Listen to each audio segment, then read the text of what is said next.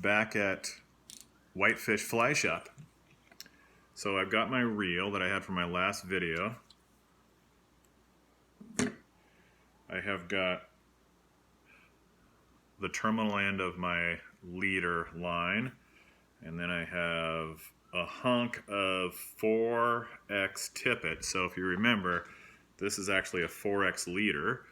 I cut it back because I don't want it to be 9 feet. I don't have a 7.5 foot, which is what I would have purchased had I had a brain when I was purchasing it. But I am using what was in my bag. So I'm going to tie, this is to tippet to leader.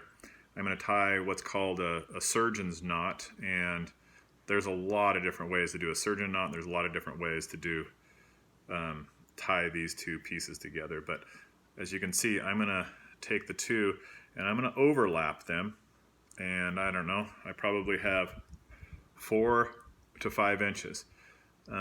This stuff is expensive, so I get a little bit caught up in trying to not use more than I have. I will say that probably in the long run, the way I suggest is give yourself extra, make your loop big, lose a little bit of the tippet, and in the end, you're probably going to come out ahead, because what happens is when I try and get cheap and tie it with not very much, it doesn't work occasionally, and then I have to start over, and then I've lost it anyway, and it's frustrating when you're trying to get back into that hole. So I've overlapped these two 4 or 5 inches.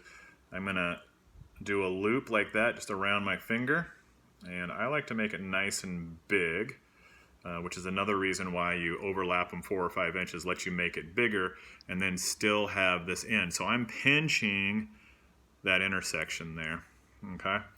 And then I've got the loop right here. I like to wet it. It tends to help keep it together. And what I'm going to do is I'm going to pass, this is the terminal end of my tippet. I'm going to pass it and the end of my leader there through this knot 3 times. So I'm going to do what's called the triple surgeon.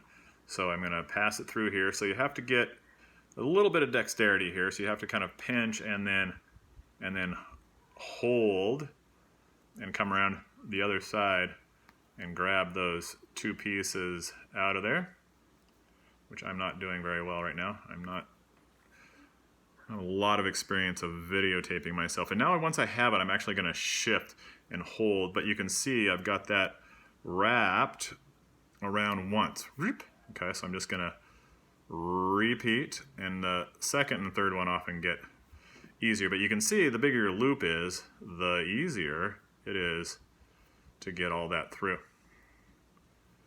And then do it one more time. You can tell I like to lick my fingers. Apparently that makes it easier.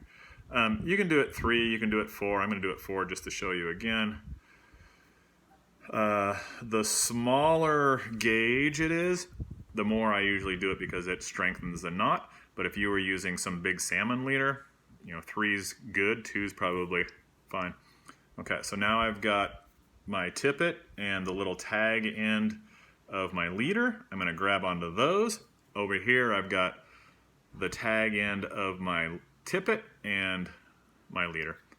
So I'm going to grab those. I don't need to lick my fingers so many times. I am going to put the whole thing in my mouth, and the reason we do that again, watch that thing go down, is because the line does heat up when you pull these knots like this. The friction heats them up, and I think it's agreed by most people that you burn it and you lose some integrity there. Okay, so now I've got my knot. You see how it's got a nice barrel there. It should look nice. If it doesn't look nice and tight, it's probably not good and it's worth doing over. So what I like to do is cut the 2 ends that I care about. So I cannot tell you the number of times that I have cut the wrong one when I'm all excited.